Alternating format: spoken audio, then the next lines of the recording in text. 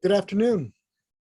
My name is Andrew Mertha, and I'm the director of the SAIS China Global Research Center, and I'm the George and Sadie Hyman Professor of China Studies here at Johns Hopkins SAIS. This is the last event on the Studying China from Elsewhere lecture series, at least for this semester, but it is one that you will see is well worth the wait.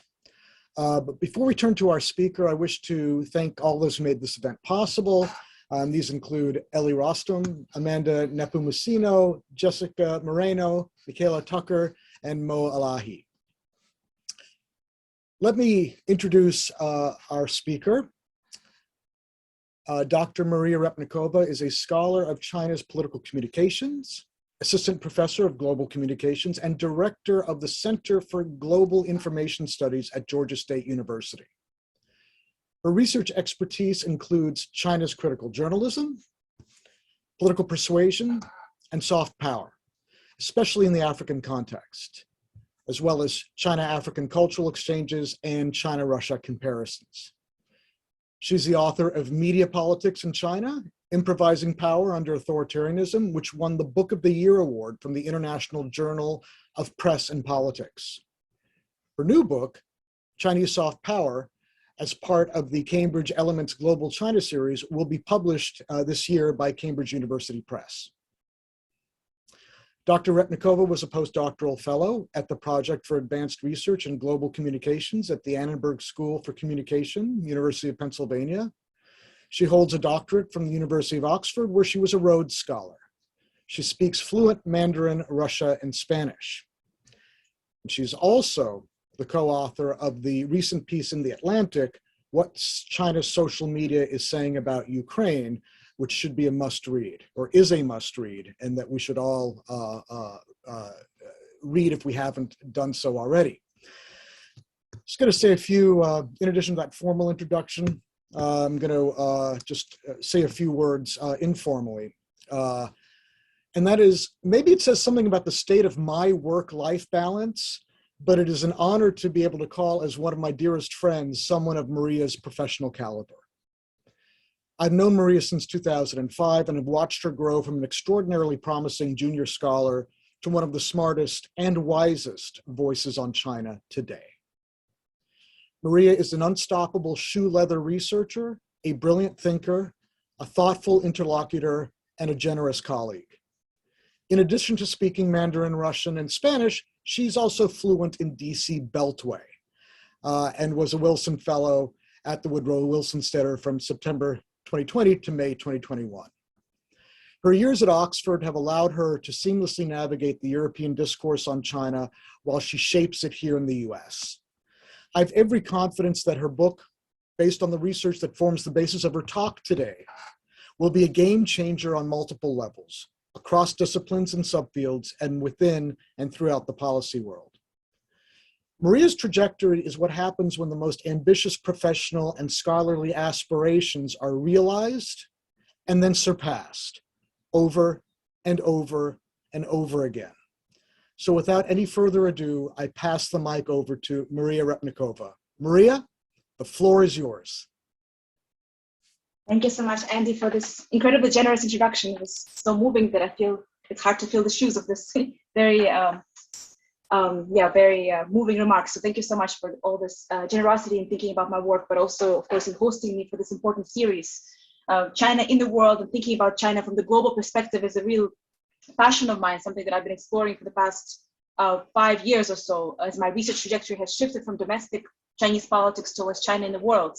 So being part of the series, learning from other scholars who came before me, but also just having Andy bring this together, right? I think there are more and more centers that need to be doing this, is thinking about China that crosses the lines between domestic and international politics, crossing between comparative politics and IR scholarship, but also even thinking more transnationally across disciplines, as he mentioned in his remarks. So I think this is really an important effort, and other China studies scholars and initiatives should be echoing some of these efforts and implementing them as well, because China no longer can be really understood solely in domestic or international domains, but these two have to be really speaking to each other. So I'm delighted to share some of my experiences with this research in today's remarks, and some of the challenges as well of carrying out research from outside of China and speaking and researching China from a different site. In my case, it's Ethiopia.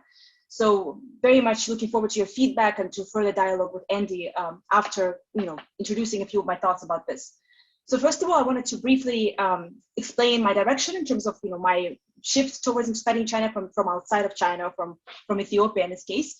And then Andy asked me to speak about some challenges in terms of doing research from a different side, thinking about China from a non-China side, so studying China from outside, right?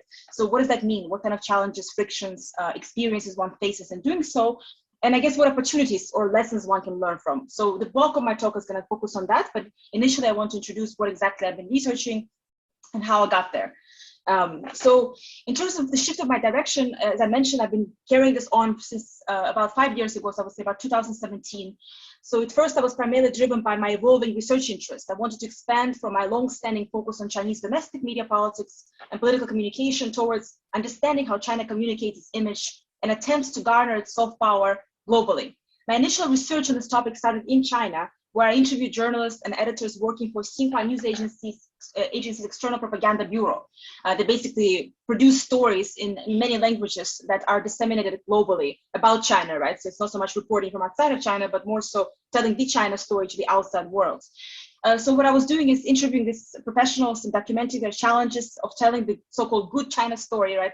That President Xi has commended and initiated this journalist to tell, but also facing various bureaucratic challenges and political pressures. How do you tell that story when you're facing all these challenges from within, but also externally, as the environment for telling any stories about China is shrinking, right? As it's tightening in the past 5-6 years, if not earlier.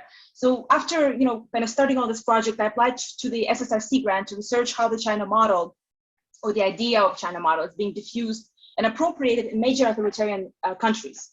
My first research stop was Ethiopia, a major strategic and economic partner of China in Africa, located in the Horn of Africa. Ethiopia is the second most populated country in Africa and has been repeatedly described in Chinese media as the, quote, little China of Africa, in part because it has adopted some similar developmental governance practices, in particular setting up major manufacturing hubs, industrial parks constructed by Chinese state-owned enterprises, but also attracting many, many Chinese companies into Ethiopia. Nearly 700 Chinese companies are operating there. Many of them are private companies.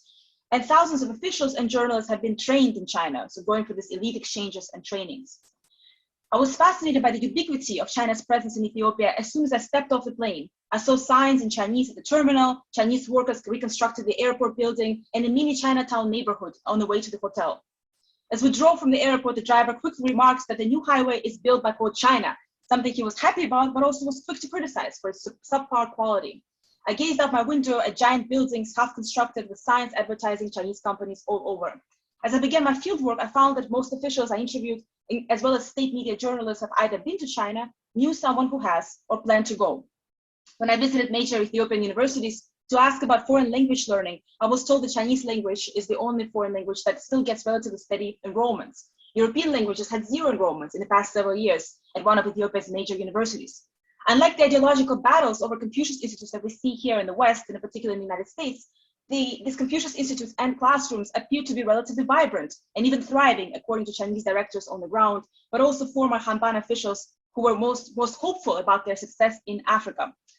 The more time I spent in Addis and other Ethiopian cities, the more I got fascinated by the story of Chinese image making in Ethiopia and more broadly in the African context. Given all that I have observed and the contextual information I had at hand about the strength of Sino-Ethiopian relations, Ethiopia presented to me a very fascinating, intriguing, but also path-breaking case for grasping the potential and the limitations of China's soft power.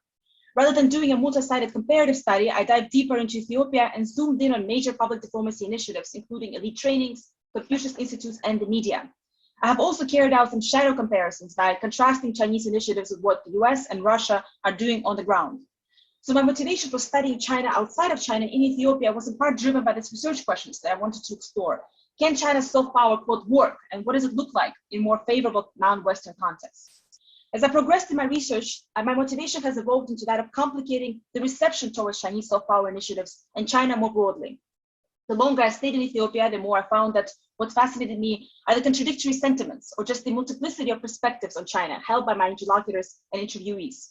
I was struck by opportunistic engagement with China's offerings, but also reflective critical considerations, as well as satire and even avoidance of what were seen as less useful or less attractive features of Chinese soft power, such as the very positive stories told about China-Africa relations in Chinese media, like the China Daily paper that remained untouched, even though there were so many copies available in major international hotels in Addis Ababa, but also in other sites that I visited. The grounded ethnographic approach complicates the data from public opinion polls on favorability of China and shows that success of soft power is always contested. Rather than determining whether Chinese soft power is truly quote successful, right, or a failure, rather than thinking about it in these binary terms, I decided to think about it more in terms of the types of affinities or solidarities it forms on the ground, highlighting that Ethiopian participants are very much co-producers in China's image making. For instance, when it comes to elite trainings, I describe them as performative solidarities, whereby Chinese hosts perform a particular vision of China, and Ethiopian participants publicly perform gratitude and admiration that is also transmitted to domestic Chinese audiences via media interviews they carry out while they're visiting China. When it comes to Confucius Institutes, they're advertised as job creators for Ethiopian students who in turn end up fortifying Chinese capital in Ethiopia by working as translators and brokers for Chinese enterprises. Finally, in the media, we see Chinese media primarily emphasizing a positive China-Africa story to African audiences, and Ethiopian media, in my case, reciprocating by abstaining from criticizing China in its national outlets. These are some of the themes I'm currently developing in my book project. Of course, alongside with this kind of solidarities, this sort of co-performance of Chinese soft power, we also see contestation. I already mentioned that the reception overall is quite mixed and multi-layered. So the other theme that I'm exploring alongside this sort of affinities is how they're contested and in what forms this contestation, how it manifests itself, what forms does it take. So for each chapter, for each of these themes, I also invoke this notion of the distinction between public performance and kind of private sentiments expressed in interviews, in anonymous interviews, or also on social media and in small groups, right? So how the public and the private lens really differs when it comes to thinking and reflecting about China. So for example, in public, an official who went for training in China would say that this is a really monumental experience, very transformative, and that there's so much gratitude for China in offering this experience, this free trip, this wonderful reception. But in private, of course, while acknowledging the inspiration that China may present in terms of its economic growth and the appreciation of this high quality sort of reception that they get when they visit China, the 5-star hotels and the wonderful treatment, there's also some questioning that emits from these trips. For example, in asking questions to their hosts about Chinese influence in Ethiopia, for instance, in terms of the potential environmental degradation or other impact that's not always favorable when it comes to China's long-term engagement in the country, the response was often silence, right? It's not about engaging, it's more so ignoring those questions. And that silence, it also in some ways facilitates suspicion, or at the very least kind of doesn't quite, yield a calm sentiment or a long-term trust, right, in what China is doing. So you see this kind of duality, right? On the one hand, it's very much public appreciation, performance. On the other hand, you see this continuing suspicion, concern, and the silencing effect that in some ways exasperates these concerns. So for each of these initiatives, I always try to understand and unpack both, what China is doing, how it's presenting itself, how is this response carried out, publicly, what do we see in public domain, and how is the private reception, how is the kind of the more hidden gaze on China manifested, and how do we learn about this hidden gaze through, again, very careful, grounded research and multiple interviews, sometimes with the same interlocutors.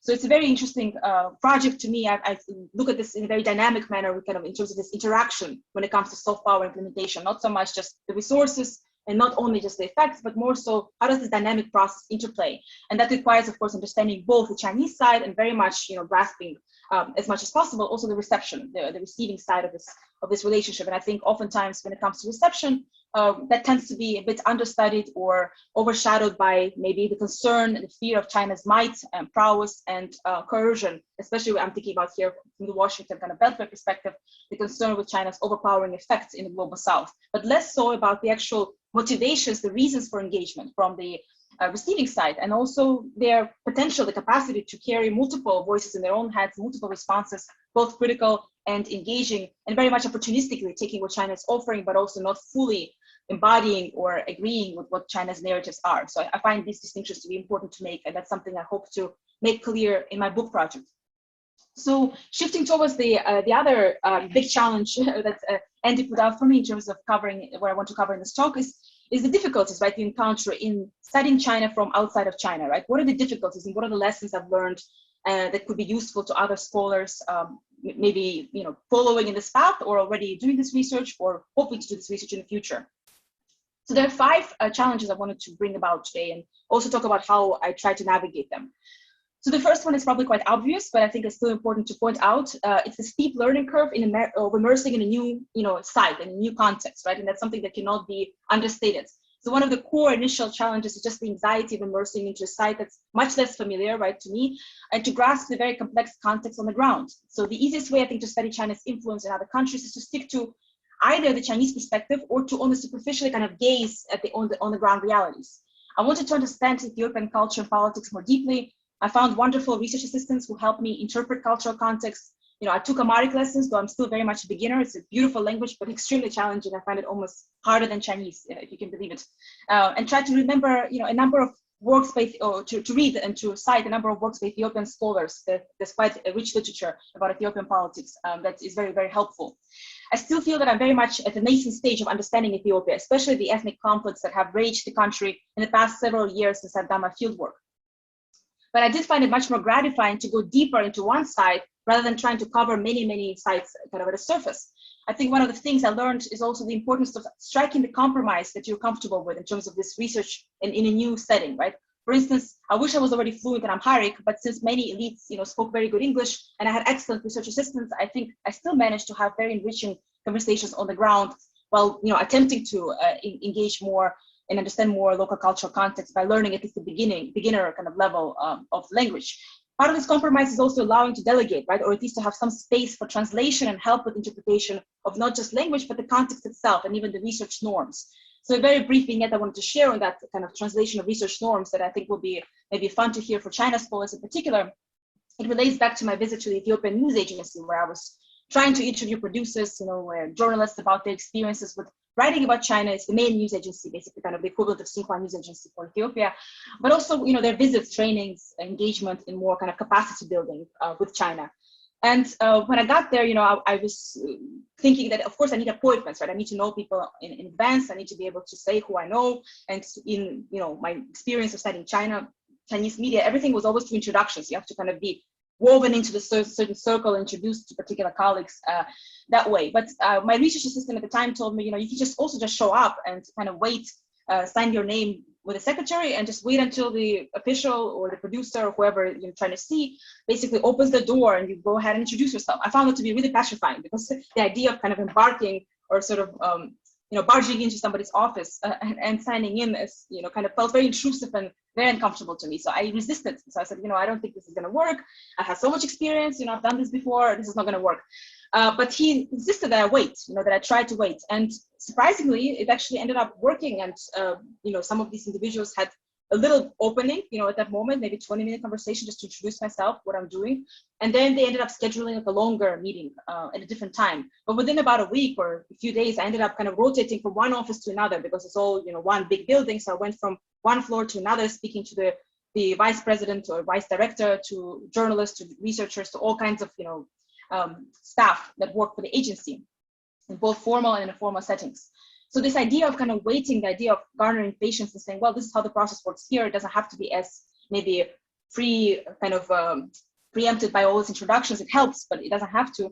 It was surprising, and maybe part of it had to do with the fact that at this moment, Prime Minister Abiy Ahmed just took power, became Prime Minister, was appointed at this post, and he was at the time more lenient, more open when it comes to media freedom and just engaging with foreigners. So it could have been also very much related to the context at the time, and maybe now, if I go back, at this moment, it might change. But nonetheless, I think what I learned from that was just to be very attuned to local norms and to trust other people to do that kind of translating work for me. I don't have to impose my own, experiences from one side to another. I can try to adjust, and that adjustment was very useful.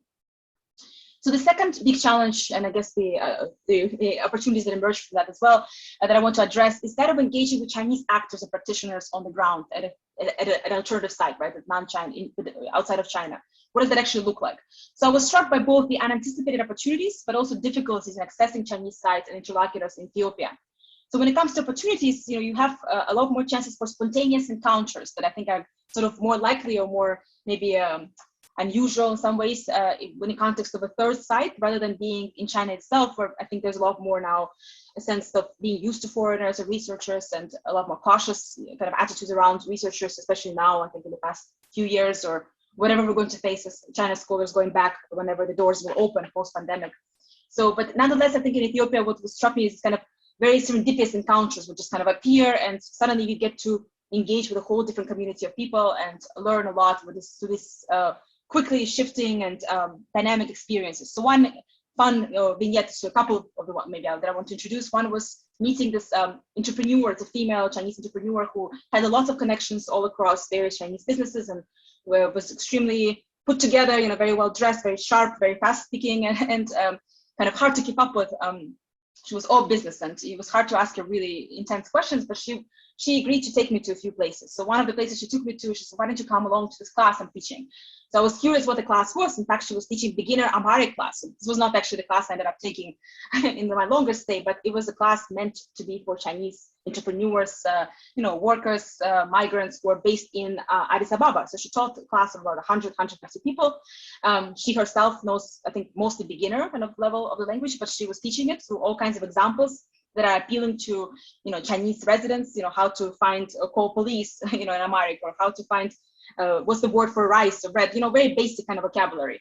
But most of all, I think she made it fun, and it was an experience and a space for these people to come together and to form a community, because many of them were quite lonely during their stay in Ethiopia. So for me, it was an opportunity to immerse in this community, to suddenly make friends. I was the only non-Chinese in this class, and there were lots of questions asked why I'm there, what I'm doing there, and of course, learning Amharic through Chinese was quite something. I don't think it was that useful for me in terms of my language skills, but it was helpful just to see how these communities are formed, right, in Ethiopia, how they're formed through this kind of brokers, entrepreneurs, like this particular individual, this female entrepreneur who introduced me, and who charged, by the way, $20 for each lesson from each individual. So you can imagine how much money she could have collected from 150 people or 100 people attending this class. So it was very much lucrative as well. So seeing all this kind of opportunistic behavior of community formation, and, in some ways taking advantage of loneliness to also make money, but in other ways, of course, crafting a certain experience, for me was quite insightful, just about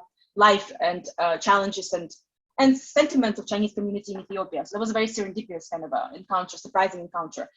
Another, fun vignette was riding the light rail train. It's basically kind of a overground subway system constructed by a Chinese company. And I spotted two Chinese engineers, sitting on the train with all kind of tools, and it just looked like they were very much aware, they knew a lot about this project. So I stepped next to them, just started chatting with them and chatting about their impressions of their stay. And, it was one of those, again, very spontaneous meetings. Like I was riding the train, I was riding it for research purposes. I was trying to learn, to what extent they advertise anything on the screens about China, about Chinese, image, soft power. So I was trying to learn, from the rides and see how the train is used and what people think. But during this ride, I also happened to meet some Chinese engineers themselves and kind of followed them to their headquarters. But then I was told to stay away. So it was kind of the limit of my experience. But it was still a very interesting, very unusual, I think, encounter. Or other times, shopping at a Chinese market and negotiating certain prices, suddenly meeting other Chinese entrepreneurs who were buying in bulk, rice purchasing in bulk, and arguing about where the rice comes from and whether or not it suits their needs for their restaurants and so forth. And then all of a sudden, again, making connection and learning a bit about their experience. So some of it was just a matter of being one of the few, Westerners in that context, studying China and Ethiopia at that time. I think that attracted some attention and, opened some opportunities in terms of interacting with these various interlocutors kind of spontaneously and I think in some really interesting ways. But at the same time, it's worth noting that surprise can translate into extreme caution, right? I already mentioned that caution when it comes to following those engineers to their headquarters and being kind of shut off. But other examples maybe are a little bit more indicative of that caution. So for example, in studying Confucius Institutes in classrooms in Ethiopia, I faced quite a bit of resistance, reluctance from the directors, in particular, some directors, not all, in engaging, right, with a foreign researcher.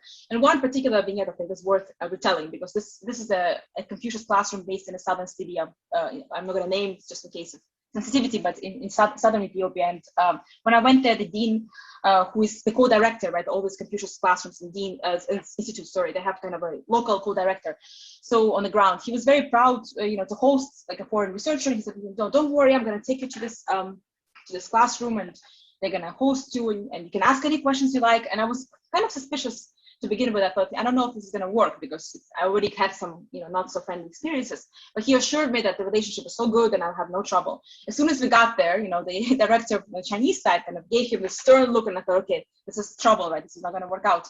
And he actually asked him to exit the classroom and have a brief chat. And then after that, the Ethiopian director told me, okay, we have to go. So he kind of like took me out of there and said, I'm so sorry, I'm extremely embarrassed, but he was really infuriated. He doesn't have permission from his boss, who's based in the capital city, to speak to you, and how dare, I bring this foreign researcher, don't ever make me do this again. And he also instructed, the Chinese guy also instructed all of his teachers, volunteer teachers, not to talk to me either. So then the Chinese director had to rush off to teach his own class. And the Ethiopian director said, you can either wait in my office or you can try to go back and still talk to them. So I was, of course, not feeling very comfortable or comforted by the thought of going back there, but I did go back. And quite a few of these volunteers were just young, sort of cosmopolitan, shy people, right? Who were just stuck in this, not necessarily stuck, but I guess they chose to go there, but they were stuck in the premises of this pretty constrained relationship with their boss. And some of them, particularly this one female volunteer, was very excited to talk to me about her experience and share a bit about her loneliness, about how she's seeing Ethiopia, how little she has seen of Ethiopia as part of being in this Confucius Institute, because she's just really busy with work and there are many security restrictions on who she interacts with and what time she gets back to her dorm. And the dinner is mostly cooked and eaten with her director and other volunteers. So that kind of sharing is very, I think, very genuine, interesting, open-minded kind of sharing still happened despite this director saying that, this is not feasible and I should leave immediately. So I guess this vignette kind of tells of both the challenge and the opportunity in terms of kind of thinking about this interactions, because there is significant suspicion. I think part of it has to do also with the state of China-US relations at the moment. And I think would think about this relationship as very much bilateral, and the fact that, us as America or US-based China scholars going to China and what that looks like. But that kind of tension, it translates into other contexts, including in the global South. So because the relationship is very, tense at the moment, there's suspicion, what is a Western journalist? I was going to say, what is a Western scholar, doing here? Is she really a scholar, right? Or is she a representative of the American embassy? Why is she showing up at the Confucius School and Institute? Why would it be so interesting, for her to study us? A lot of suspicion. So I think that's something that's worth also keeping in mind in terms of doing this research, right? You might think, oh, I'm going outside of China, so things are going to get easier. Not necessarily, because sometimes there's even more suspicion because you're in this very small site. It was a very small city, small town, not a very big university, and it just seemed to be almost too visible, too strange, I think, to some of these Chinese interlocutors, seeing a Western researcher, an American scholar, professor coming in there and asking them questions. It just wasn't very usual experience for them, and it was not welcomed. So that's something that is worth kind of just thinking about, and I'm happy to talk more about this in the Q&A. So in terms of how to handle some of this bureaucratic control and aversion, I already gave an example of kind of, I guess, bypassing, in this case, the Lingdao, the boss was this one, director. So going to his sort of subordinate teachers, and turned out they were actually willing to talk. Another tactic I used was also bypassing the higher up director. So I bypassed the one in Addis Ababa because this particular person was immediately reluctant to speak. He said, you have to have permission from Beijing. I'm not going to talk to you. If you want to learn about Confucius schools, you got to go to Beijing. So, here I am in Addis Ababa, not able to convince this person. And he would have been great because he could have given me like the path to interview others. So instead of, going through him because I couldn't, I ended up showing up at different sites of the same institution. So in this case, it's Confucius Institute. So I would show up at the Confucius classroom sites across different cities, because there are 6 different sites. So I just, flew there, and I had other meetings there as well. And I would show up with an Ethiopian researcher, with my research assistant, maybe sometimes with a dean, like I did in this other example, or by myself, right? So some of the examples were sort of less friendly in terms of the one I gave just a moment ago, but then others that I've met were actually quite surprisingly engaging. So in another city that I went to, the teacher was actually more of an academic, like the director. He was really interested in what I'm finding. He was interested in collaborating. He was more of a scholarly kind of mind, and he spoke really good English as well. He studied in America, so he had a very different disposition. So through him, I learned a lot about the workings of SAIS and Confucius classrooms in Ethiopia in much more depth, right, from this particular individual, and also about his challenges and what he expects to accomplish there. So in many ways, it's kind of like taking chances, right? So just because you were said no, or you're told not to go from one person or from one kind of a higher up official, you go more local, kind of go to the ground up or ground down, I guess, whatever the term would be, and try your luck somewhere else. So that's one way I managed that challenge. And the other tool, I was thinking back to, I think, Stern O'Brien's article back in, I think, years ago, they've written about studying Chinese state from the kind of the bottom up, from societal perspective, right? And I think studying global China can also be very much instructive and interesting from the perspective of its recipients, right? It can be also a very powerful experience. So, for instance, if I can't access Chinese journalists at a Chinese state media outlet, I can access Ethiopian journalists, right, who work for the same outlet, right? They have, of course, their own maybe biases or motivations in terms of what they're sharing, but nonetheless, they provide a very interesting picture about how control operates, right, within that outlet, what motivations look like, you know, in terms of producing certain stories. And if I can't access the Confucius Institute teacher, I can certainly access a lot of the students, right? So what is their experience like? Why are they there? What are they getting out of it? What's the quality of education like? And what do they end up doing afterwards? That was a big focus of my work. And of course, my goal has always been, as I mentioned earlier, to engage with both, you know, the sending side and the receiving side. That's something I've also done in my media politics book with kind of official versus journalistic perspective. Here, it's more like, you know, China versus recipient. But of course, both of those categories have to be unpacked. There's so many different layers to both of those categories. But the idea, of course, is to theorize dynamic perceptions and interactions. But if you can't necessarily get to one individual, or if you can't get to quote China from the Chinese perspective, you can get to it from non-China perspective. I think it's equally powerful, if not more powerful, and that's something we understand, I think, less. So I see that as a really important opportunity, in some ways kind of echoing and building on what Stern and O'Brien have written about studying Chinese state. So the third challenge I want to talk about is engaging with my multifaceted identity and how it is perceived in the field. I think it's very important to, you know, to think about, to reflect about my position as an American professor, but also as a white female scholar which is something that I had to kind of grapple with and think about, and I still need to reflect more about in my writing. So first of all, in terms of American professor, I already mentioned suspicion from the Chinese side, but there was also significant suspicion from the Ethiopian side in terms of what I represent, right? So in a Q&A with students, for instance, and faculty and officials that I spoke to in Ethiopia, they would often ask, one of the first questions would be, what's your stake in this? You know, why are you here? What are you trying to accomplish here? And of course, at first I was a bit struck by this question, you know, accomplish, I'm just, you know, I'm doing research, I'm giving a talk.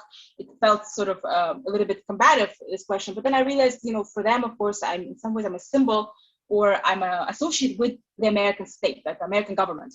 And there's so many mixed sentiments about the American, you know, American politics and American state and American reach, US reach in Africa and beyond, right? So just like China is met with this multifaceted sentiment, so is the United States. And coming from the US, you were inevitably, you know, in some ways being perceived through this very complex lens. So the notions of American power, right, American reach, being associated or traveling on to kind of this engagement with scholars, I think it's very important to take into consideration. And, you know, of course, the suspicion that comes with that, right? So this was an example from kind of students, but when I gave a talk at the academy that trains officials, so Malazanabe Academy, it's an academy that trains essentially party cadre state officials in Ethiopia, kind of akin to the party schools. In China, the president of the academy in Addis Ababa started his remarks after my talk. I was giving a talk about Chinese technology and media innovation. He gave remarks after my talk saying that I was really suspicious when I saw, you know, this American scholar, American professor coming to talk to us about China. But I was pleasantly surprised, he said, with a smile on his face. Why was he surprised? Well, his suspicion was that I'm going to basically be a China basher, right? I'm going to basically say that China is there to debt trap, you know, this country. It's there to, on this kind of offensive diplomacy. It's there to outcompete the US. It shouldn't be trusted. So they were expecting kind of more of an official mission attached to my agenda. Whereas what I was explaining and sharing was more so my insights from my research in China itself. And, you know, I think I gave a relatively balanced perspective, or because I tried to cover the broad ground of what China is doing when it comes to its own tech innovation and what Ethiopia may or may not be interested in learning from that. So essentially, you know, there's layers of suspicion from my own mission, you know, what am I trying to convey to maybe the anti-China mission that might be associated with me as an American professor coming to talk about China or research China in Ethiopia. How did I manage this? I tried to explain, you know, as clearly as I could when I'm asked this question, not to be defensive, but to actually be quite open to first acknowledge the concern, right? So I completely understand where you're coming from, and I would be suspicious myself, right? If I was living here and, you know, switching places, I would probably be suspicious about an American professor coming in, teaching and talking about China. So acknowledging the concern, but then also explaining and, you know, what I am about or what I represent versus what maybe I'm thought to represent. So explaining how research and academia works in the US, like the fact that academics, you know, not everybody, but at least bulk of academics that I interact with and my, you know, dear colleagues and so forth, they tend to treat research as research. They don't necessarily work or associate with the government or with government missions. And they really want to unpack the complex picture, you know, from multiple perspectives and is a nuanced way that helps us understand better, to deepen our understanding, not to further a certain political mission. So I tried to explain as sincerely as I could, you know, just from my own perspective, what am I trying to do here? And that was, I think, appreciated and usually kind of yielded an interesting dialogue and conversation about the role of academy, the role of knowledge production in China, in US, and in Ethiopia. The other attempt or kind of approach I took on was a more of a dialectic kind of dialogue approach to research. So when I was doing research in China, it was very much kind of interview approach, right? In-depth interviews and some participant observation and media analysis. When I was in Ethiopia, I decided to carry out some participant observation type workshops about China. So I gave a series of talks throughout the country in various institutions about Chinese public diplomacy in Africa and kind of giving a broad scope of various activities and ambitions and implications. What I did was that I invited any kind of questions, right, to any engagement in terms of dialogue. So we had very vibrant discussions with civil servants, with foreign ministry officials, with journalists, with all kinds of, members of the youth, right, students, graduate students, undergraduate students, professors, asking questions. And through those questions, I could learn and understand better the concerns about China, right, about what are they interested in, how do they see China? And I'm happy to talk more about, what I gauged from that in the Q&A. But I found this kind of dialogue kind of approach where you're giving knowledge, right? You're engaging and basically sharing what you know, but also inviting questions, inviting a conversation. I found that to be very, very interesting and more rewarding in some ways than just an interview, right? Because that can be kind of one-sided. So that's something that I was trying to accomplish, and I think I found that to be at least interesting, engaging, and inspiring for me moving forward. The other challenge, right, in terms of the identity perception or engaging in, being a Western scholar, American scholar, is skewed results, right? Something we have to think about biases, right? What kind of biases do we face when we engage in this research?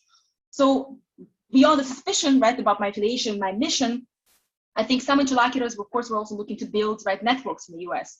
So I understood that there's a chance that maybe there could be an overemphasis, right, on critiques of China to appeal to the American positionality. Or to manage this, I tried to my best to explain again the possibilities and limitations of what I can do to help, right? That again, I'm not coming from the government, I'm not from the US Embassy, I'm not able to kind of grant visas or passports or scholarships, but I am able to give recommendations of where to apply for fellowships. So what to accomplish, what can you accomplish to various applications or what education looks like. So I tried to give as much information as I could, but also being, again, honest as honest as I can about just, my limitations, right? I'm not able to carve out the impossible.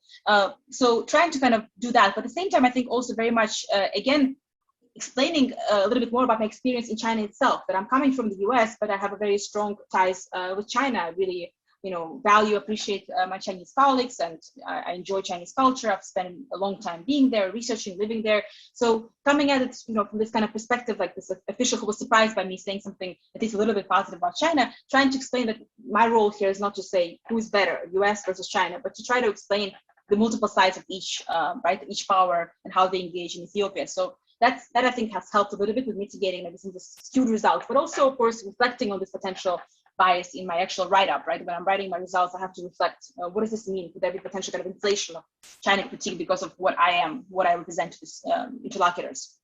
So the other facets of my positionality, I think race and gender are also worth, briefly noting here. I think it was quite challenging to straddle the somewhat contradictory combination of conducting research in a very patriarchal society where most of my interlocutors on a daily basis were male, and yet at the same time I was granted quite significant privileged position, right, as a white Western scholar. So in terms of being a female scholar, I think in predominantly male environments, I think the key, challenge in many ways, so that's not unique to this particular project. I think I experienced similar challenges in China as well, and I'm sure many other female researchers can speak of their own experiences. But the idea of safety, right, kind of calculating the safety risks, especially in an environment where you're still learning the culture codes, right? You're not familiar yet. You're still very much, again, at the nascent stage of understanding this country. So there were situations where, I definitely felt quite a bit uncomfortable, and just navigating that, sometimes it was just a matter of taking a certain risk. So for example, I was interviewing a local Chinese TV journalist who was working for, Ethiopian journalist who was working for Chinese TV, CGTN, and we're supposed to meet in a public space, which is something I always try to plan ahead. But he ended up just meeting me in his car with a bunch of his friends in the car. So he says, well, we're just going to drive somewhere. So after waiting for this meeting for such a long time, he was very delayed, and it was an important person for me to talk to. I decided to take the risk and get in the car and hope that him knowing that I'm this foreign researcher and we have some shared context in common, that I'm kind of guaranteed some degree of safety. But it was definitely a very uncomfortable experience, driving in a car, not knowing exactly where we're going, when we're going to get there, and then being brought to a restaurant, which was an all-male kind of lunch panel, essentially coming there to listen to me and to meet me, which was interesting, but also somewhat intimidating. So there is no real clear-cut answer. What do you do in those kind of situations? How do you mitigate them? I think part of it, of course, is again trying to have as much research ahead of time in terms of who you're meeting with and whether or not you have any shared context in common, and hoping for public spaces, but occasionally you have these risks that are difficult to maneuver. I don't have any clear-cut lessons from that yet. And overall, I think as a female researcher, you do face both the stereotypes of being naive or less trustworthy as a scholar or an expert, but also flirtatious dispositions, right? So I don't think that's, again, unique to the site. I think I've had similar experiences in China, especially when I used to do research on China-Russia border, which involves socializing with male Chinese officials, migrants, and entrepreneurs. And when some of my China colleagues tell me about stories about drinking or interviewing officials, right, in this kind of manner, I have to pause and suggest that these types of techniques are just not accessible to me, for instance, because I would just have to be more on guard. There's a lot more safety precautions that goes along with being a female researcher in various fieldwork sites. Again, not unique to Ethiopia or China. So at the same time, while grappling with my position as a female scholar, I was also reflecting on my privilege as a white American researcher. Western scholars, of course, have to think about this kind of racial and nationality privileges. So both in China and Ethiopia, I was told multiple times by local researchers that they would not be able to get the type of access I got or study the type of topics that that I had got to study in their own countries. That's of course somewhat heartbreaking, right, and interesting and troubling to hear. So what does this mean for an external gaze getting so much privilege, right, in terms of the access? How do we write about this and reflect more so in our analysis, global China, especially studying China in the global South? So my attempt has been to engage as much as possible with writings by local researchers and to cite and feature their work in my own writings, to collaborate when possible and to give space in my book to reflect on my own privilege in conducting this research. But I do need to think about this a lot more, and that's something I'm learning from anthropologists about, from ethnographers. I'm reading a lot more about this topic and thinking about how to interrogate this in my research. So that's something that I'm still in the process of giving it a much deeper consideration, but I think it's very important to acknowledge this. And two final challenges, a little bit more briefly, that I wanted to conclude on. So the fourth challenge is a more theoretical one. It's about untangling practices of China's, soft power, global China's presence, right, from motivations, right, behind them. So soft power motivations are often focused on abstract ideals, on power projection, right, but the actual implementation is often very pragmatic and not always even carried out by state entities. It could be companies, it could be individuals who are out for their own kind of betterment or improvement of their own lives. So the question I'm kind of battling in my own work is how important are motivations behind this act, especially when it comes to theorizing, say, the export of authoritarianism? Do motivations matter? Do we get to them if they're highly contradictory? How do we get to them if they're highly contradictory? And vary a lot depending on where you access them along the bureaucratic ladder. So thinking about, for instance, the idea of, say, Confucius Institutes, right? And this notion of, spreading Chinese culture, shaping positive image of China, and so forth and so on. But when you interview the actual teachers on the ground, their key motivation is often just to get some practice in teaching Chinese as a second language, to, improve their opportunities for getting a job back in China, and not so much to really engage in a very deep cultural immersion on the ground. As I mentioned earlier, many of them live very isolated lifestyles.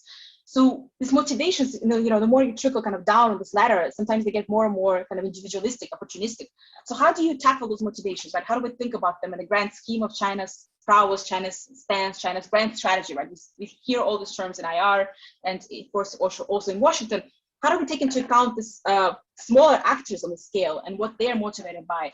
And do motivations matter, right? Overall, if we think about, say, the practice of exporting authoritarianism, we see, for instance, sales of surveillance technology, right, through Chinese companies, private enterprises. But the government itself is not encouraging a larger export of China's surveillance systems or norms. Does this mean that there is an export of authoritarianism, or is it sale of surveillance technology that we should be thinking about? How do we conceptualize these phenomena? I think that's something that we need to think about more deeply. So it's a challenge for myself, but also I think for everyone thinking about global China, especially in terms of its political influence. And the last challenge I wanted to bring up, which is, struck me as very much part of my project, and I think maybe speaks to other projects as well in terms of China-Africa research, but maybe other global contexts where China is engaged in, is that of observing, analyzing, and challenging mutual racial stereotypes as part of my, in my case, my research. So observing mutual stereotypes, right, that kind of exist on both sides. And having this kind of contradictory or multifaceted role on the one hand, of course, just as a researcher, right, you're simply observing, noting down the stereotypes, perceptions, these miscommunications across different sides, but at the same time, trying to also dissect and in some ways challenge some of these stereotypes. To give you two examples, right, two vignettes. So one stereotype that I think is very familiar with scholars looking at China-Africa relations is that of Chinese workers being essentially prison labor, the idea that they are coming from Chinese prisons, and they're exported basically to work their sentences in this various sites, construction sites in particular, are often brought up as examples. So this idea of kind of prison labor, it's, you know, you can call it a stereotype, a rumor, you can call it the racialized perception of China. You know, there are many ways to interpret it, but it's a very strong stereotype that doesn't really go away. Every time I would give a talk about China, this would always come up as a question. Is it true that, you know, most Chinese labor are prisoners? And in this case, you know, you have this kind of dual role of recording it, but also at the same time thinking, well, how do I respond to this? How do I maybe convince or convey different opinions about this, and try to explain that, you know, Chinese company culture has a much more rigid sort of style and norms to it than, say, Western companies. There's a lot more order and how things are carried out. There's a lot less free time. There's a lot less entertainment. There's a lot of work, right? The hours are much longer. So trying to kind of explain and enrich the perspectives from, if I happen to know something about this. At the same time, recording the stereotypes and trying to unpack them, right, in my writing. So having this kind of dual role, I find that to be very interesting, but also quite challenging. Right? On the Chinese side, you know, oftentimes the stereotypes of Ethiopians and Africans more broadly being somewhat less hardworking or kind of slow when it comes to implementing change, just not capable to be as adaptive or as quick as Chinese, you know, counterparts. And again, thinking about kind of challenging some of these norms and thinking, well, you have to look at this from a deeper historical perspective, from culture perspective, or from the colonial perspective. So trying to kind of introduce some new, I don't know, variables or new context and thinking about those norms. It's not easy, and often you get a pushback, but that's something I've been attempting to do in my research. So I know I've been speaking for a little while, so I'll stop here, and I hope to get a lot of interesting questions from you. Thank you so much for listening. Thank you very much, Maria. There's just so much to chew on in your presentation, and you know, we are starting to get questions down the pike. But I'm going to take advantage of my position in the mix here, and just ask some questions and just engage some of the themes that you brought up. You know, I can't do justice to the richness of the talk, but let me. You know, one of the things that jumped out at me was, in a sense, when I was trying to think about it in terms of work that I've done in the past. And, you know, for me, one of the things that I tried to differentiate my scholarship from, you know, other scholarship was particularly in the policy process, was in really focusing on the implementation side of things. And in a sense, I think what you're, you know, and it was very kind of self-aggrandizing, you know, for me to say, you know, well, it's a lot tougher than, you know, to do that work than it is to do, you know, to look at the policy making process. That may or may not be true. But I got the sense that, I mean, what you're doing here and what you've chosen to do and what how you've chosen to respond to, you know, the constraints that you face is it's a lot to bite off. You know, there's a lot. I mean, this is not easy. You know, the challenges that you laid out are, you know, as challenging as challenges are going to, you know, as challenging as any challenge one might meet, both in terms of the nuts and bolts of field work, but also in terms of the, as you say, some of the, you know, analytical and conceptual things that you have to disentangle. I guess my question here is, having said all of that, is should people who expect to do research on China but outside of China, is it reasonable for them or for us, you know, as their colleagues or supervisors or what have you, for them to have essentially embrace such a challenging kind of research agenda, research program, given that, you know, is this kind of all or nothing? Or does, you know, is what you're doing representing kind of the outer bands of, you know, what might be doable, you know, at this point in time? I don't know if that makes sense. Can I answer the? Sure. Yeah. So yeah, first of all, when I was talking about implementation, I was also thinking about your work and especially the bureaucratic ladder, right? Kind of the idea of thinking about this bureaucracies that are implementing these initiatives. It's very complex, and of course, your work untangled them in so many different ways and in different you know, sites as well from your rich experience in this. So I was definitely thinking about this kind of challenge of implementation versus the actual right, studying policy making. And I do think implementation is in many ways tougher to untangle because it requires on-the-ground research. You can't really do it without it. You can think about policy making discursively and look at what the policies themselves are saying, right? What the leaders are saying, studying the language and the narratives. That's also very interesting. But I think without the implementation, we just get a very partial picture. So I do very much strongly believe that we need to at least look at implementation somewhat to understand the fullness of the experience. Doesn't mean you have to, everybody has to do it, but I think it's important for someone to be studying it. And I'm glad that, you know, both of us are engaging it from different angles. So that's just the point of implementation. But in terms of the capacity or the scope of research, you know, what should one expect, I guess, if I'm understanding the question right, in terms of doing China research from outside of China, you know, should everyone be kind of pushing themselves to go as deeply maybe, or are there other ways, you know, like what's the kind of range of possibilities of studying China from outside of China? I guess that's if I understood it correctly, that was kind of what I got from the question. I think that there's a range of opportunities. I don't think it has to be done in one particular way. I think it really depends on one's research question and interest in terms of what one is trying to accomplish. Something I didn't mention here, but of course, not everybody has access to the field sites or even doing field work. And there's also a lot of fascinating kind of fact-checking, document gathering type research that can also showcase the spending, right, of some of these bureaucracies, you know, where the money is going, who is spending it.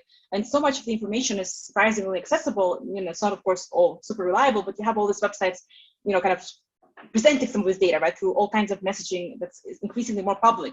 So I think that work of gathering information is also not necessarily kind of tying one down to doing intensive field research, but it's also very important. So something that I was doing in that regard was for the shorter book, Chinese Soft Power, that I was writing for the Element series. And, you know, when I was starting to dig into how much a Confucius Institute is spending, or what are the new laws or legislation regarding the new foundation that's managing them, it's like the stuff is out there, but it takes a long time to weave together. Like it's very ambiguous. So it takes a lot of, you know, checking and weaving and kind of bringing it all together, synthesizing. That work is also very important. So I think that there are scholars, you know, who are working on those angles, and I think it's, you know, as valuable. We have to get more of that work out there to understand what is actually happening, right? So what does it look like? And again, kind of contrasted with some of the stereotypes of what we think is happening. So is it export of authoritarianism to say, like, how many companies are exporting similar surveillance technologies from other countries? Is it just China? You know, how essential, you know, is China in this process of global exports? So that's one thing to say. The other thing is, I think it depends, again, what angle one is covering. One could also focus specifically on Chinese side if you're looking at the global sites, but maybe focusing specifically on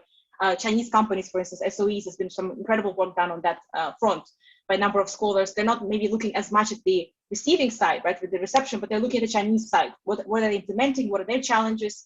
What are they expecting? What are their disappointments? And how do they, this kind of implementers, how do they reflect the idea of China itself, new China? What does it actually look like? BRI, what does it look like when you look at it from the implementer's perspective? So I think that's also incredibly enriching.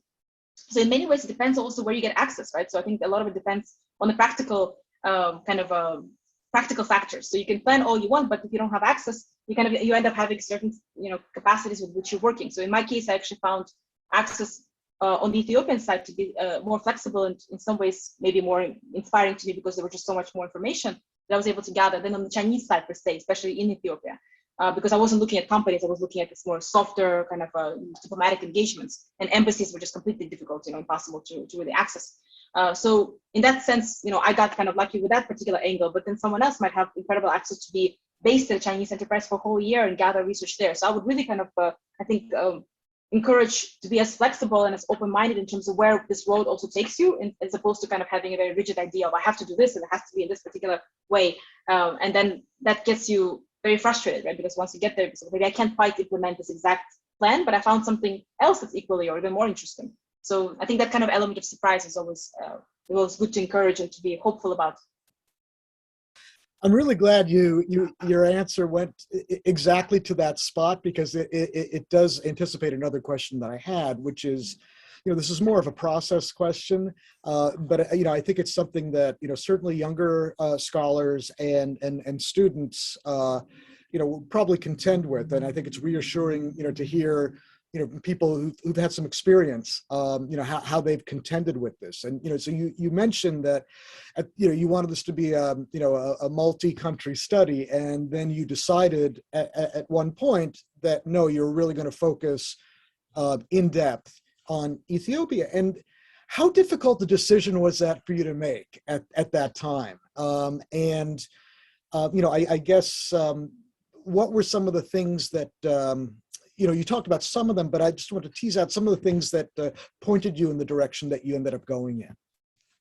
Yeah, so that's a great question, and maybe I'm still not 100% at peace with all the decisions, but just to kind of tease out some of my processes. So I think part of it came also from fieldwork experiences. So the initial idea was studying China model, Chinese model export, and the idea also teased out this authoritarian connections where China, Russia, I had Kazakhstan was another case study. I did go to Russia actually first. So I spent a month in Russia, and I know the China watcher community, or China, I guess I don't like the term watcher, but analyst, scholar community pretty well. So I engaged in the community, and I asked them a few questions about this, this idea, and it just felt like it might not take me to a very productive direction, because on the Russian side, I don't think it's just unique to Russia. Nobody wants to admit that they're learning from China, right? In terms of the model or whatever it is. It's very, of course, now we're seeing horrendous outcomes of this in terms of the pride and, different expressions of nationalism in Ukraine. But in this particular context, there's just immense pride about Russia being Russia, right? Like we've done this ourselves. We've thought about everything we've thought of. It's ours, right? It's not from China. So nobody's going to admit anything. So it's very hard to document any of these kind of traces of causality, of learning, of diffusion. I found that to be extremely difficult and kind of counterproductive. So in some ways, the idea of model, you can interrogate as a vision. It's like, okay, here's this, how they envision China model.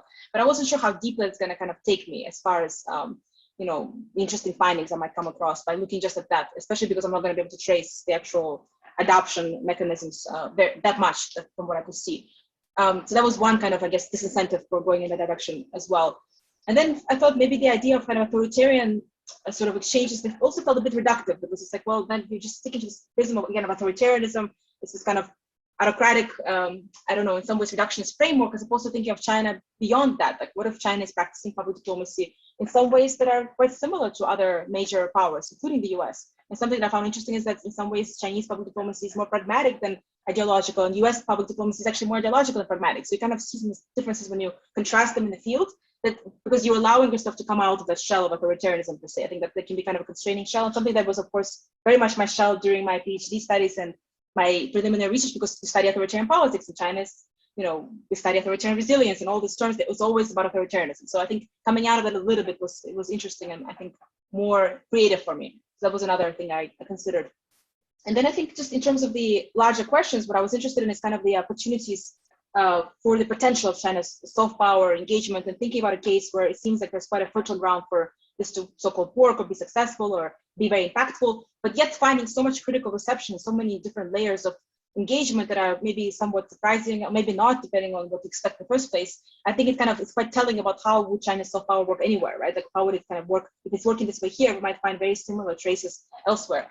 So in terms of, I guess, theoretical contribution, I thought that might be, to me, more intriguing. But part of it is also, I like new challenges, and Ethiopia was just a completely different site, and it taught me a lot about research, about culture, about challenging yourself to go out of your comfort zone. Whereas Russia, in my case, is a place that I culturally I know quite well. I'm ethnically Russian, so I grew up in the cultural context. I also found Russia to be, in many ways, politically very stagnant and kind of difficult to be to inspired or motivated by as far as where things went. So 10 years after doing border research, China-Russia border research, I came back and I found the China-Russia relations are not that dramatically different.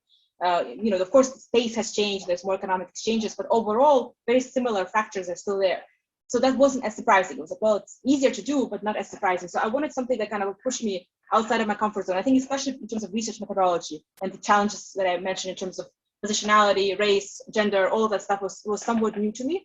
And it's still very thought-provoking. So I'm glad that I picked something different, to kind of push myself out of that zone. So I don't know if that answers fully the question, but that's what I was thinking about. I mean, your answer's always more than answer, whatever question I have. I guess I'll just make a statement there, because we've got a number of other questions and I want to give them an opportunity. If we do have time at the end, I'll kind of swing back around. But, you really did, in your first project, that resulted in your first book, you really did focus in, the lion's share of your work was in Beijing. And on this project, you're really doing something quite different on that dimension as well. So, I mean, it's just I would imagine that too was probably something that was interesting, intriguing, and more than enough to offset, obviously, whatever trepidation there might be, and the learning, the learning curve on that aspect as well.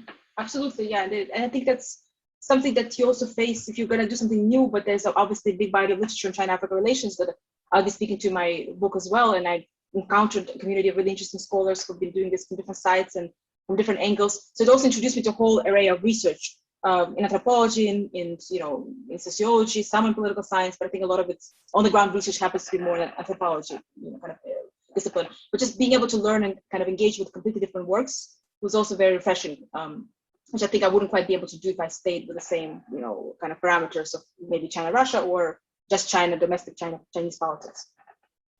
Yeah, I mean, I think that decision paid off in spades, and we'll see it really, the best is yet to come. So, yeah. Let me move to some of the questions, that I'm that are accumulating here. So, this is one that I'm really interested in the answer to myself, and that is, does the Chinese government recognize that its hyper-nationalistic domestic propaganda machine is hurting its soft power around the world? How would you respond to that? And is the premise of the question itself, is it accurate? So yes, that's kind of a complex question, I guess, in terms of the premise and the implications. So first of all, I think maybe I'll challenge the premise a bit first, and then go into the initial question, the original question.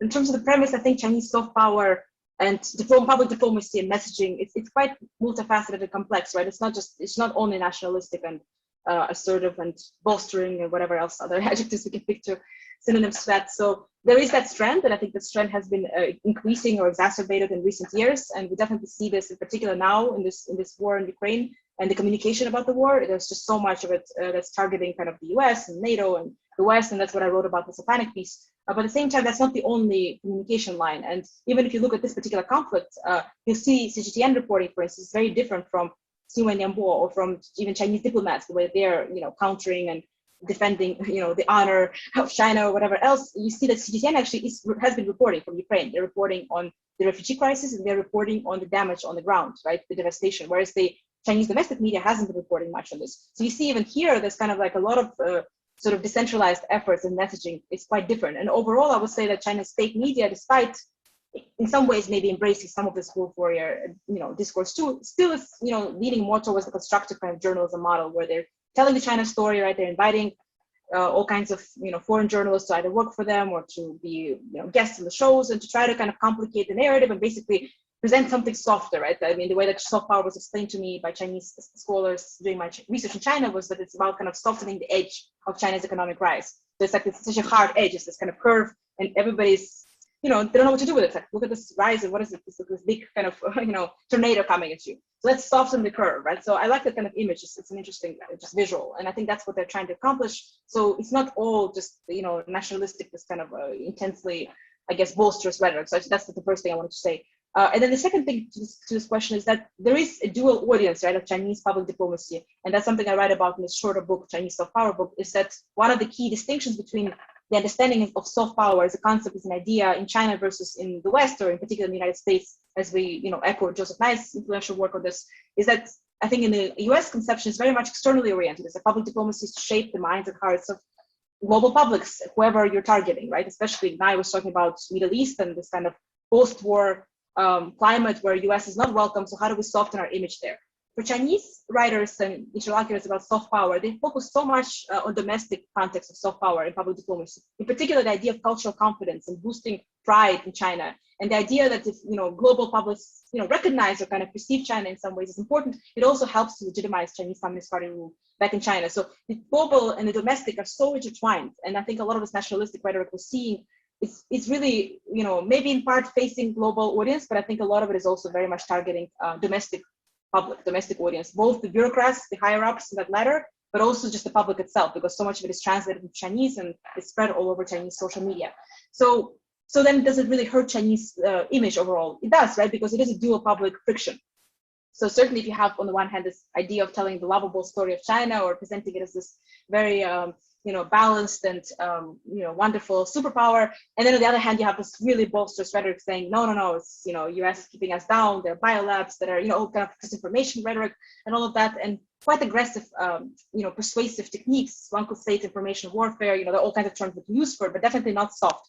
So I think that does end up contradicting some of these softer sides of this diplomatic practices and instills some suspicion and, again, questions, fear, disregard, pushback. So I do think that those two audiences, the domestic and the external, they can contradict each other when it comes to what China is trying to accomplish with image making. But that also stems from the very root of this idea of soft power in Chinese context being both domestic or internally focused and external. Like, how do you do both? I think that's the biggest contradiction.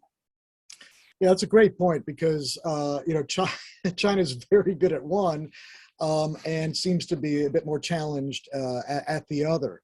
Yeah. Just to comment, I love this idea of the softening of Chinese power rather than, picking out kind of the soft elements of Chinese power, because conceptually that's very, very different. Right, yeah. And, that I think tells, a very intriguing story.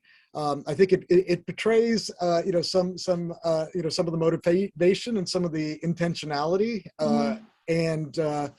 I just think that's a distinction with a striking difference. So I just wanted to kind of. Yeah, it's interesting also because, a lot of the times I would hear things like, we just want to be recognized or like understood, right? As long as we're understood or recognized, that's all we want, right?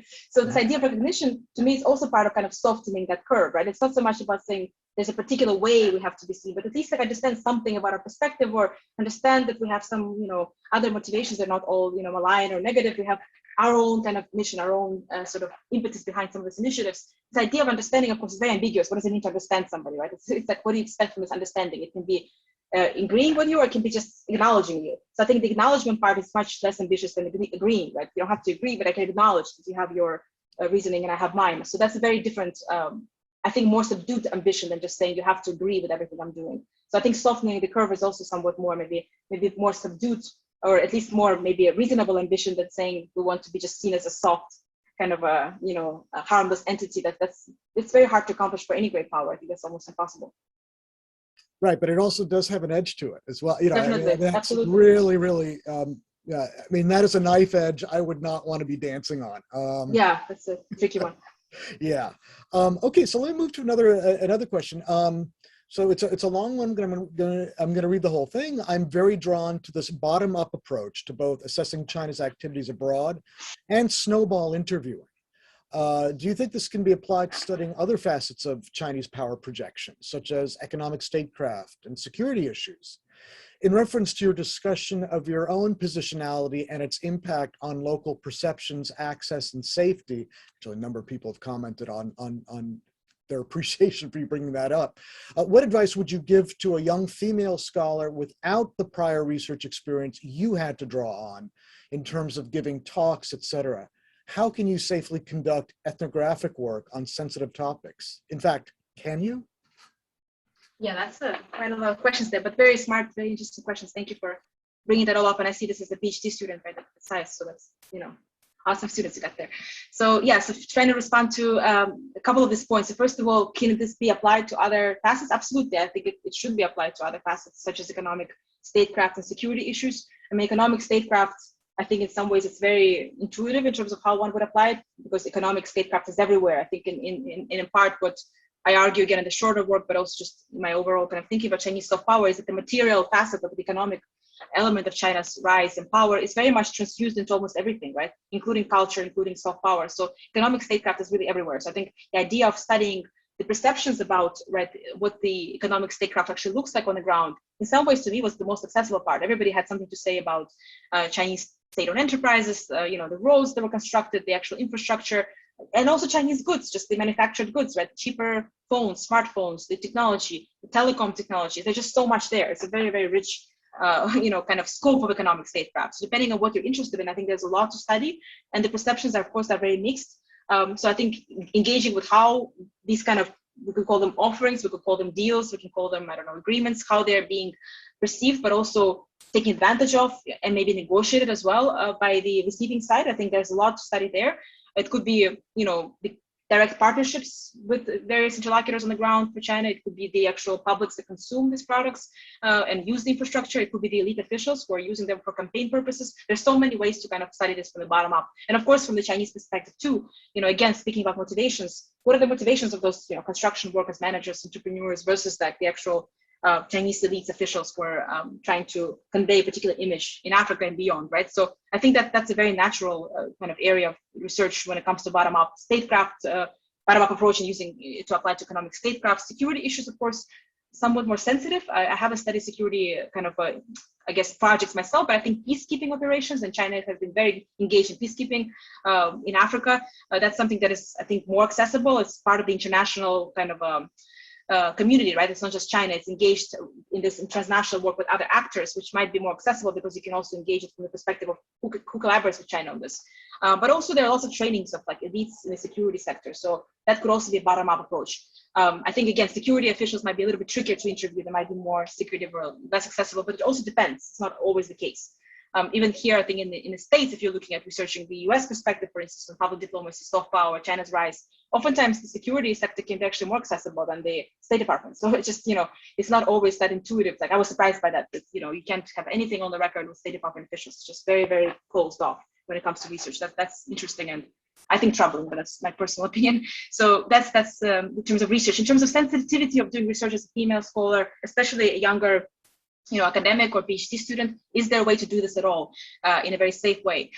But I think you always undergo certain risks. So I wouldn't want to say, yeah, there's absolutely a formula that, you're 100% safe or, somewhere where you're intending to go. I think there's always a risk. Even if you were doing this research here in Washington, you might also face a very male dominant environment where you will face different types of risks. So I think there's no real guarantee for this kind of a complete safety, complete blanket of safety. I think it's about taking certain precautionary measures in advance. A lot of it has to do with kind of prep work ahead of time in terms of forming a degree of kind of community, even if it's a smaller community at the beginning, of local researchers, local interlocutors, right? So it doesn't have to be yet your kind of actual interviewees or officials, but it could be local graduate students, local academics. That's something that I found extremely helpful. In my very first research in China, the person who helped me the most was a local academic. It's a female academic who helped me first. So she introduced me to so many people and students and faculty members, and also explained to me a lot how to craft the language, how to craft my narrative to adjust to the sensitive topics, right, in China, media and censorship and control and, public opinion monitoring. All these topics can be seen as either very sensitive or as somewhat malleable, depending on how you phrase this.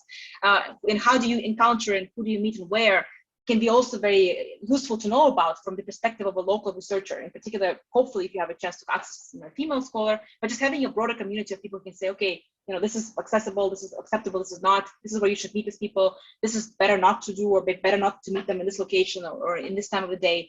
And maybe sometimes also meet as part of a group. If you have a research assistant, right, if you're able to do that, or having a student that can come with you, come along for the first meetings, just to kind of create that safety buffer. That's also, I think very, very helpful. Sometimes also introducing yourself as part of a group versus kind of one-on-one meetings, again, in kind of obscure sites, that's also very, very useful. So there are lots of tips that I can also share with you, privately if you're preparing to go for field work. But I think overall, we're not doing enough thinking about this as academics. And in general, when you talk to individuals who work in, say, the United Nations or other or media outlets, they have a lot of security training, right? They're giving so much security training when it comes to data protection, when it comes to personal security on the ground. But I think as academics, I personally never had any security training about anything related to just my own security. There's, IRB processes and ethics about how you may implicate others, but what about yourself? I think that's something that we need to do a better job on in our trainings as well. So that's, maybe not as hopeful, but I think there's more work to be done and we can collaborate about this in the future.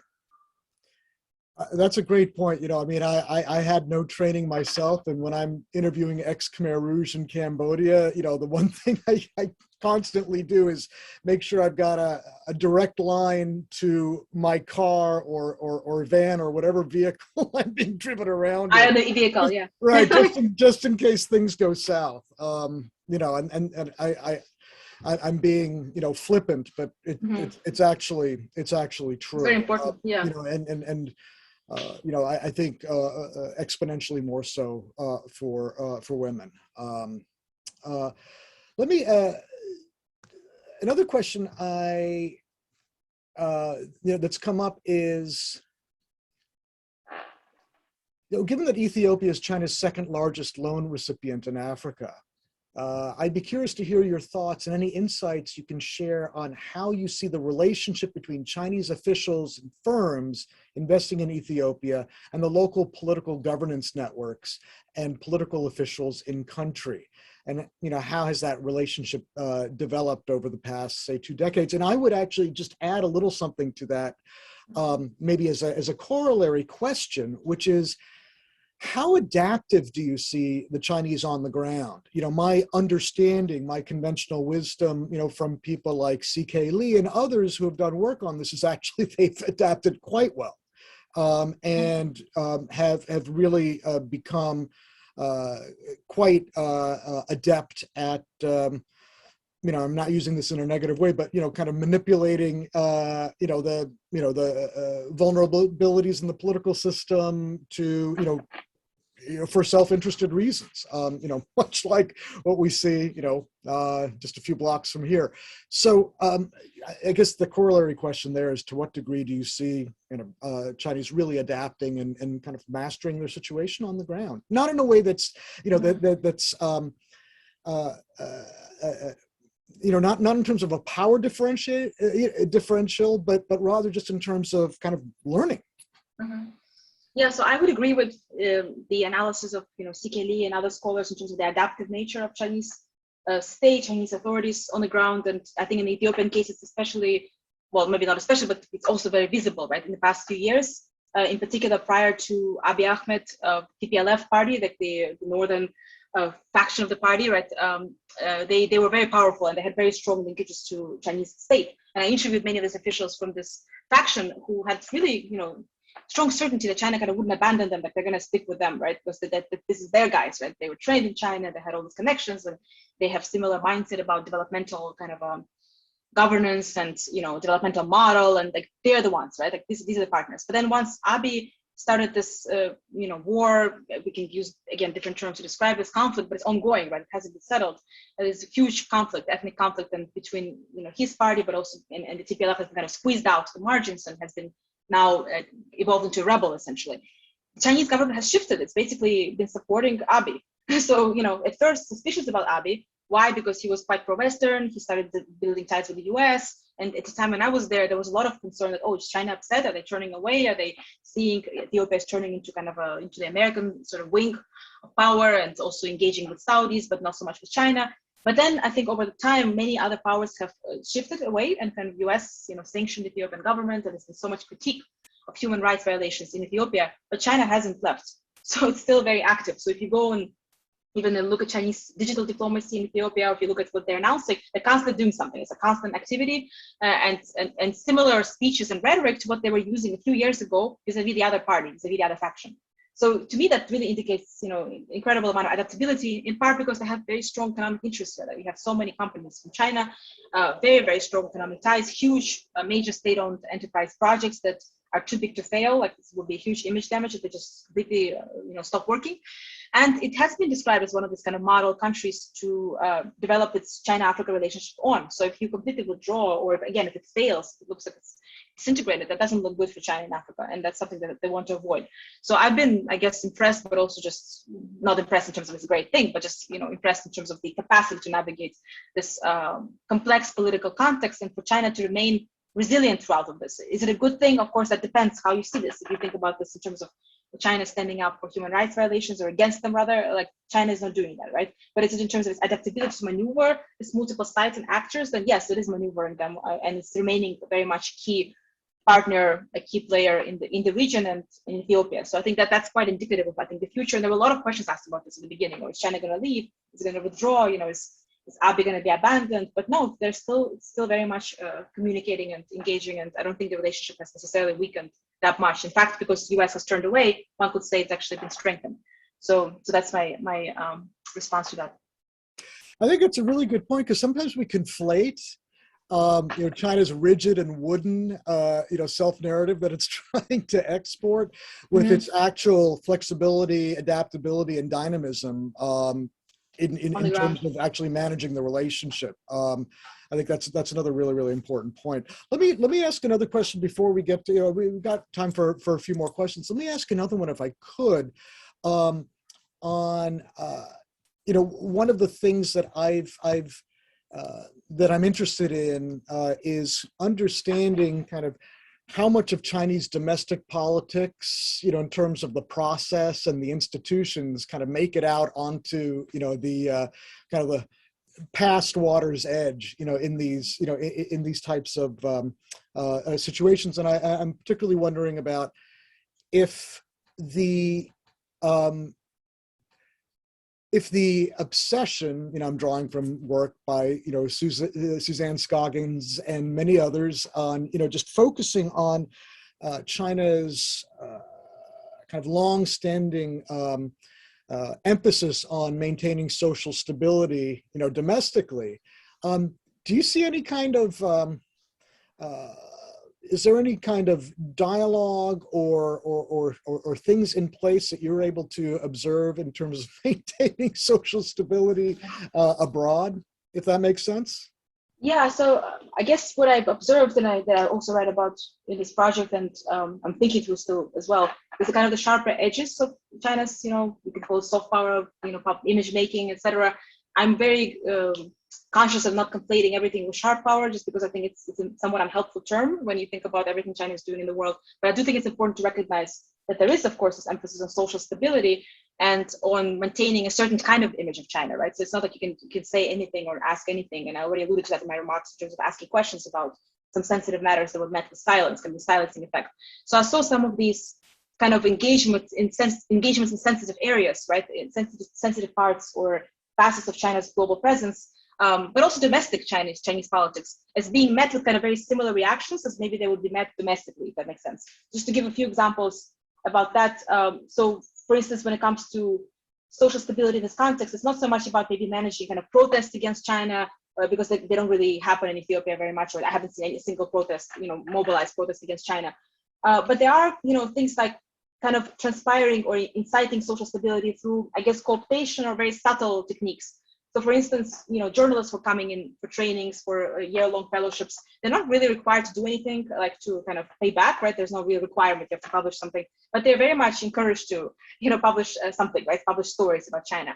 So what are the stories? They're really pretty much all positive, right? It's all about China's developmental success story and all the things they saw and wonderful things. And some of the stories, of course, are genuine, but I think in some ways they also don't see themselves as comfortable writing anything critical or negative about their experience, because it looks like kind of a diplomatic stab in the back, right? So in many ways the encouragement is like, oh, we hope you will document this experience and you write something positive. And a lot of the stories are translated to Chinese and spread all across Chinese social media to domestic audiences. So is it kind of control? I would argue it's kind of a very sophisticated, maybe kind of co-optive, softer side of control, right? It's not necessarily censorship, but it's indirect, right? The other side of it is that some of these journalists are also placed in internship positions in Chinese state media.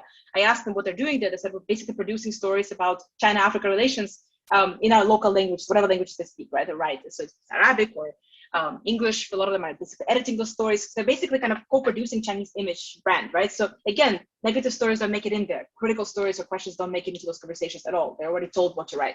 So to me, that's also kind of a softer control mechanism. The other side of it is just inability to ask or challenge any China narratives that are presented to these visitors. So for instance, some of my interlocutors told me stories about asking, for instance, about Tibet. They were interested in Tibet. So they asked, we heard this and this about Tibet, what is this like? Very, very softly kind of probing into this question just about life and culture protection and so forth. Their hosts were extremely offended by the question. They were just like, why are you asking me this? Are you coming from the US? That was the response. So okay, so they tried several times to ask some of these questions, and they were basically shut off, and then they realized that you're not supposed to ask any of those questions, so just not ask them. So everybody I spoke to said, yeah, it's a pretty common practice to kind of sort of, put your feet in the water, kind of try things out, and you realize, yeah, there's some things you really shouldn't ask. So this kind of preemptive control, kind of conditioning to this kind of China context, to me, is not that dissimilar from what Chinese journalists are dealing with on a daily basis, except they're much more aware because they live in that environment. So maybe they won't even ask about Tibet because they know it's not to be asked about. So yes, I think there is that kind of stability, emphasis on stability of its image, right? So not so much maybe managing protests per se in this case, or very dramatic incidents of discontent, but more so managing how the image itself is presented and not allowing for this kind of stretching out, right, of this image to ask uncomfortable questions. The other dimension of that is actually has to do with culture. So Confucius Institutes, and I think there's actually a question in the chat about kind of China's modern culture, and China doesn't have anything really attractive to offer. So in response to that, a number of Chinese teachers I spoke to, including actually some embassy personnel, who said that, yeah, it will be much more exciting to teach Chinese contemporary culture, to have something more dynamic to sort of discuss other than traditional Chinese culture. But why are they not doing it? Because it's too sensitive, right? Because how do you stop? What kind of boundaries do you create or carve out when it comes to contemporary culture? What does that even mean? So I think to me that also has to do kind of maintenance of image, right? So it's much easier to manage traditional culture kind of image and to, talk about various ancient rituals as opposed to talking about contemporary dynamic Chinese culture, which includes some elements of discontent, and stuff like that. So I think that's another, kind of example of that. And the other thing to mention is that many of these visitors, when they go to China, they see both the developed and the exciting, fast-paced China, but they also see that they can't access, social media, they can't access their email, they can't chat with their friends on Facebook. They notice censorship like real life, right? They see some of these restrictions immediately. So is that really kind of on purpose or deliberate? Of course, that's just part of the environment, but they come out of it thinking that almost everybody I spoke to said, yeah, stability is so important, right? To the Chinese Communist Party, they're really good at maintaining stability. They're very impressive at how they're able to do this. So the kind of the notion of being impressed with that, I think that also struck me as interesting, even though most would say we can't implement this back home. It's just too complicated, too sophisticated, and the public here would accept it. But there was a kind of element of like, oh, this is very impressive the way they carry this out. So this kind of stability apparatus, essentially, maintenance apparatus. So I don't know if that directly answers the question, but that's just things that I thought about when I thought about stability. That's actually that particularly that last observation is fascinating. I want to ask one more question. I know that we're coming up on time, but I'm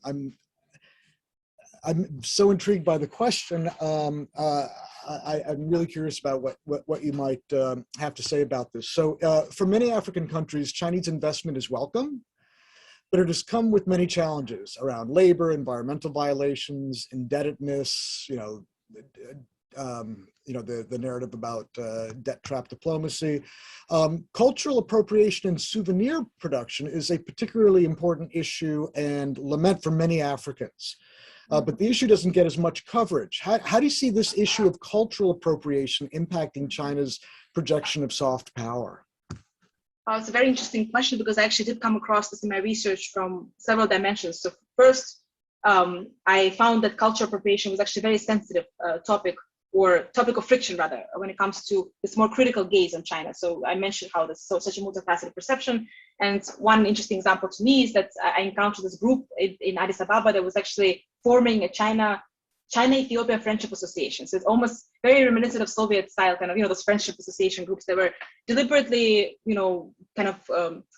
found and delegated through Beijing, where they were invited to this DRI youth conference, and many countries have formed these youth associations, which I actually find to be really interesting. I'd love to at some point study that too. But this group was, favorable towards China, right? They were trying to work with Chinese embassy. They liked what China was doing, investments, just like the question suggested that there's a lot of favorability. But at the same time, one of the most kind of friction type moments that I've experienced with them was that they were complaining and very frustrated with the fact that Ethiopian traditional clothing, the garments that they wear for church outings and weddings, is really beautifully woven, thin cotton kind of garments that often happen to be in white and a few colors kind of at the very top or on the fringes of the dress, especially female, garments. And it started to be basically copied, manufactured by Chinese, companies. I don't know if they're entrepreneurs, companies, small factories. I'm not sure who is making them, but they're basically made in China with much cheaper materials. They're no longer cotton, there's some kind of synthetic material, and they're sold at a fraction of the price.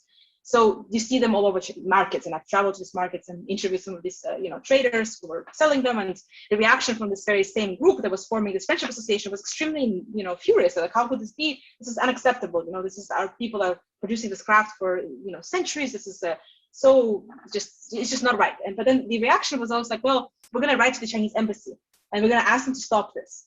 And I said, well, I don't think that's going to work.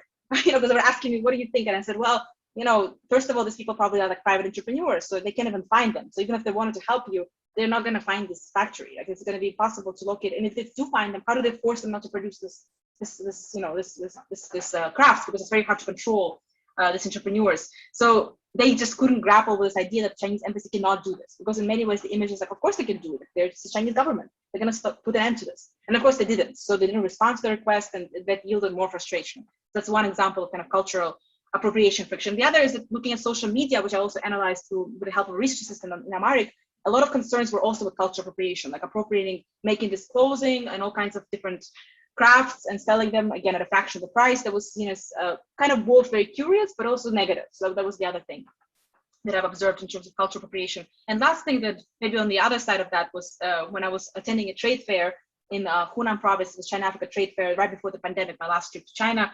One of the things that was very interesting there was that you see all these different layers of presentations of this trade fair. It's supposed to be of China-Africa relations, but you see African, kind of embassies having these booths, and they set up mostly crafts that they're selling their, crafts and various kind of smaller items. And then you also have these booths that are basically Chinese booths, but they're also selling African crafts. So, but then you have sometimes kind of this students, sometimes they employ young, African students from various African countries selling the crafts. Say, no, it's made in Africa. It's made in Africa. It's not made in China. So there's all this competition, and of course they're selling it cheaper. So you see all these Chinese residents of that city of Changsha running around, figuring out where to get a better price, and the crafts look very similar. And they're not thinking about culture appropriation; they're thinking of a better deal. But it was kind of ironic to see this kind of an event which is supposed to be about public diplomacy and bringing these two sides together, and having kind of this third party of basically Chinese entrepreneurs selling the same thing for a lot cheaper, making it in China. So that again speaks to this ongoing friction. So yeah, so I think it is a very important maybe underreported topic, but it's sensitive, and I think it matters a lot. Well, I think our time is up. And I think on that note, what I'd like to do is just thank you again so much for taking the time out and sharing these insights with us. I mean, I think we have multiple audiences / constituencies, and I think you've given each of them and all of them a lot to really think about, to think through, and to contribute to kind of many, many different important conversations simultaneously. Maria, thank you so very much. I'm looking forward to following your work, and most immediately next week in Hawaii. But until then and beyond then, thank you so much for doing the work that you're doing and sharing it with us. And very much look forward to staying in touch. Thank you, Andy, for hosting me and for carrying out this very important initiative, thinking about China from outside of China. I think it's going to be a huge developing area of research, and you're pioneering this initiative. So thank you so much for having me. Thanks, Maria. Have a good day, and we'll talk soon. Talk soon. Okay, bye-bye.